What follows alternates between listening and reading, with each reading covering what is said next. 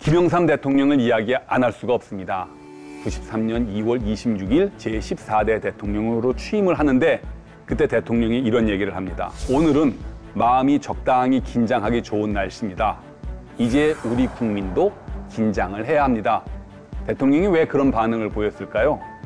마음속에 맺혔던 것이 있습니다. 금융실명제였던 것이죠. 1982년인가요?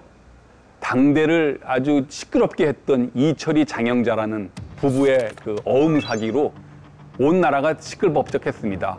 그 일을 계기로 국민들의 감정이 굉장히 나빠지니까 집권 여당에서 당장 발표를 합니다.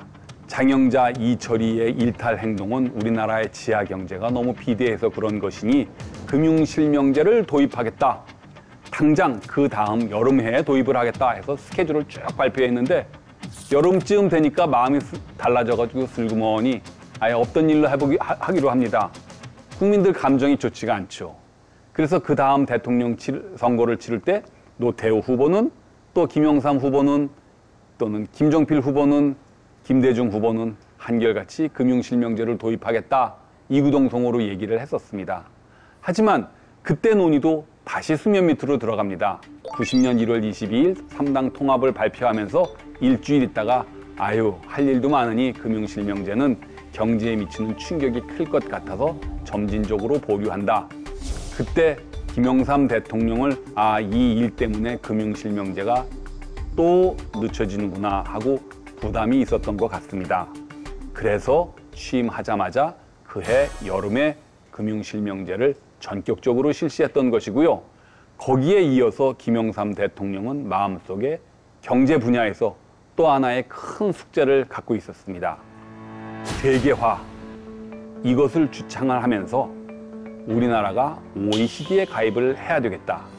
그래서 우리 잘 아는 것처럼 96년 OECD에 가입하지 않습니까?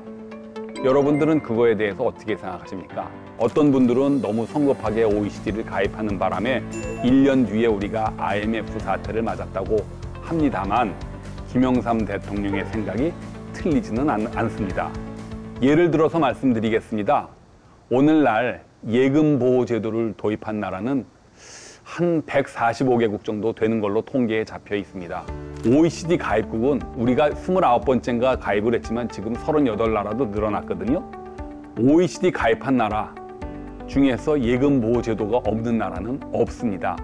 그러니 선진국을 향한 야심이 강했던 김영삼 대통령이 보기에는 예금보호제도 도입은 필요 조건이었던 것이죠. 그래서 밀어붙였던 것입니다. 김영삼 대통령의 생각이 얼마나 선진적이었는지를 알아보겠습니다. 월드뱅크는 95년에 이런 자료를 발표합니다. 디포짓 인슈런스, 예금보호제도라는 자료를 발표하면서 이런 제도가 있는데 이거는 선진국에서나 하는 거지 신흥시장국이나 후진국은 감히 따라할 필요가 없다. 이렇게 얘기를 했었던 것이죠. 월드뱅크도 예금보호제도의 도입을 쉽사리 권고하지 않았었습니다. 하지만 2005년쯤 되어서야 예금보호제도는 금융안정에 긍정적인 효과가 있기 때문에 여력이 되면 가급적 빨리 도입을 해라 해서 월드뱅크가 한 6년 만에 마음을 바꾸는데요. 한국이 바로 그 변곡점에 있었습니다. 그 도입한 시기를 이렇게 그래프를 그려보면요. S자 곡선을 그리는데 한국이 그 변곡점 바로 직전에 있습니다. 그러니까 예금보호제도의 면에서 한국은 우등반에 속하는 거죠. 누구 때문에 그럴까요? 김영삼 대통령 때문에 그런 겁니다. 96년 10월 달에 우리가 OECD에 가입을 하고 기분 좋게 서명을 하고 그 다음 해에는 또 수치스럽게도 깡두씨 IMF 총재를 불러다 앉혀놓고 우리가 이렇게 빚을 갚겠다 하고 계약서에도 이제 사인을 하는 이런 수모를 겪기도 했는데 또 그 이유 때문에 김영삼 대통령의 경제정책이 실패했다고 하지만 적어도 금융 안정 또는 예금보호 제도 면에서는 분명히 선진적인 그 해안이 있었다 이렇게 보입니다. 재미있는 것은요. 미국이 됐던 독일이 됐던 캐나다가 됐던 인도가 됐던 한국보다 예금보호제도를 먼저 도입한 나라는요. 금융위기를 겪은 나라들입니다. 금융위기를 엄청 세게 당하거나 아니면 당하는 과정에서 예금보호제도를 도입을 했는데요. 우리는 마치 다가올 IMF 태풍을 예견이나 했듯이 1년 반 전에 예금보호제도를 도입했던 것이죠. 그래서 굉장히 저는 재미있게 이렇게 비유를 합니다. 남들은 소 잃고 외양간을 고치는데 우리는 외양간 고친 다음에 소가 나갔다. 이렇게 얘기를 하는데 참 흥미로운 이야기 아니겠습니까? 오늘의 결론은 그렇습니다. 대한민국 예금보호제도의 아버지는 누구냐? 김영삼 대통령이었던 것 같다.